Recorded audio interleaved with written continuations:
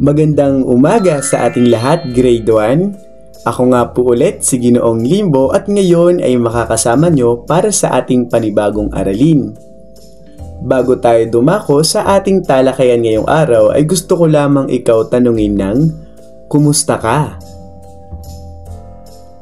Hangad ko po na ikaw ay nasa maayos at mabuting kalagayan ngayong araw. Nakaraang linggo ay pinag-usapan natin ang tungkol sa ang laki ng aking pamilya na kung saan ay nagawa nating mailarawan ang iba't ibang laki ng pamilya na isa-isa rin po natin ang mga kasapi ng solo parent, two-parent at extended family at nagawa rin po nating matukoy ang pagkakaiba ng pangangailangan ng bawat pamilya. Ngayon naman ay pag-uusapan natin ang tungkol sa ang aking mga tungkulin sa pamilya at sa tahanan.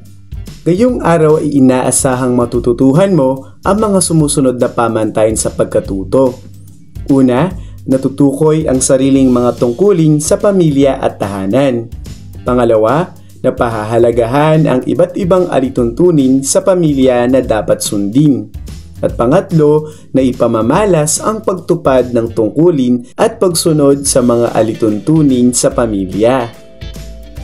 Ang bawat kasapi ng pamilya ay may kani-kaniyang tungkulin. Tungkulin ng ating mga magulang na tugunan ang ating mga pangangailangan.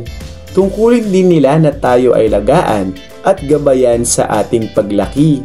Bilang ganti sa ating mga magulang, dapat din nating gampanan ang ating mga tungkulin sa ating pamilya. Alamin natin ang mga tungkulin sa pamilya at mga alituntunin sa tahanan. Narito ang mga tungkulin sa pamilya. Bilang mga anak, may tungkulin tayong dapat gampanan sa ating pamilya. Narito ang ilan sa mga tungkulin natin sa ating pamilya. Una, tungkulin po nating igalang at mahalin ang ating mga magulang. Tungkulin din po nating igalang at mahalin ang ating mga kapatid, ang ating kuya, ate at mga nakababatang kapatid. Tungkulin din po nating mag-aral ng mabuti. Tungkulin nating panatilihing malinis ang ating tahanan. Ngayon naman ay alamin naman natin ang mga alituntunin sa tahanan.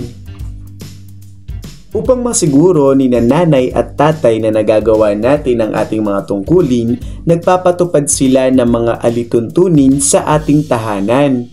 Ipinatutupad nila ang mga ito para sa ating kapakanan. Ang bawat pamilya ay may kani-kaniyang mga alituntunin. Narito ang ilang halimbawa ng mga alituntunin sa tahanan. Una, dapat gumamit po tayo ng po at opo sa tuwing kakausapin sina nanay at tatay. Ginagamit din ng mga salitang ito kung kausap ang nakatatandang kapatid o iba pang nakatatandang kasapi ng pamilya.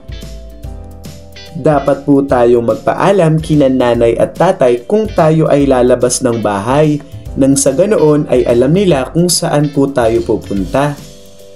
Sunod, dapat tayong makinig at sumunod sa mga pangaral ng ating mga magulang. Mayroon din namang mga alituntunin na ipinatutupad ng ating mga magulang para sa ating pag-aaral at upang manatiling maayos ang tahanan. Kagaya ng dapat tapusin po muna natin ang mga takdang aralin bago gumamit ng gadget o maglaro. Dapat din pong ilagay sa wastong lagayan ang ating mga damit at iba pang gamit sa bahay. Panghuli, dapat po tayong tumulong sa mga gawaing bahay lalo kung araw ng Sabado at Linggo. Yun po ang mga tungkulin at alituntunin sa loob ng bahay.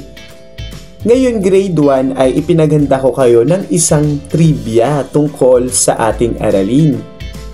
Alam mo po ba na mayroon din tayong mga alituntunin na ipinatutupad sa buong bansa? Ang mga alituntunin ito ay tinatawag na batas. Ipinatutupad ang mga batas upang maipagtanggol tayo at ang ating mga karapatan. Sa pamamagitan po nito ay nabibigyang proteksyon ang mga taong naninirahan sa bansa. Meron po ba kayong mga katanungan, grade 1? Kung meron po kayong mga katanungan, ay malaya po kayong ikomento ito sa ating comment box. Meron po akong isang katanungan, grade 1. Ano-ano ang iyong mga tungkulin sa iyong pamilya at tahanan? Tama, meron tayong sariling tungkulin sa ating pamilya at tahanan na dapat natin itong ginagawa. Sunod, maayos mo ba itong nagagampanan? Magaling! Maayos natin itong magagampanan kung tutulungan tayo ng ating mga magulang sa pamamagitan ng kanilang gabay at patnubay sa ating mga gawaing bahay. Mahusay, natutuwa po ko na marami tayong natutuhan sa ating aralin ngayong araw. Ngayong araw po ulit ay pinag-usapan natin ang aking mga tungkulin sa pamilya at tahanan, na kung saan ay mayroon tayong mga tungkuling dapat gampanan sa ating mga pamilya at tahanan. May mga alituntuning ipinatutupad ang ating mga magulang para sa ating kaligtasan, pag-aaral at kaayusan ng tahanan. At panghuli, dapat nating gampanan ang ating mga tungkulin. Dapat nating sundin ang mga alituntunin sa ating pamilya. Tingnan nga po natin kung nagawa po ba nating magawa ang mga pamantayan sa pagkatuto. Una, nagawa po ba nating matukoy ang sariling mga tungkulin sa pamilya at tahanan? Magaling, nagawa po natin ito. Sunod, napahalagahan po ba natin ang iba't ibang alituntunin sa pamilya na dapat po nating sundin? Tama, nagawa rin po natin ito. Panghuli, naipamalas po ba natin ang pagtupad ng tungkulin at pagsunod sa mga alituntunin sa pamilya? Mahusay, nagawa rin po natin ito. Yun lamang po ang ating talakayan ngayong araw. Nawa ay marami kang natutuhan dito. Maaari mo itong ibahagi sa iyong mga kaibigan, kaklase, kapatid at iba pa. Hanggang sa susunod po na ating talakayan, paalam na po, grade 1!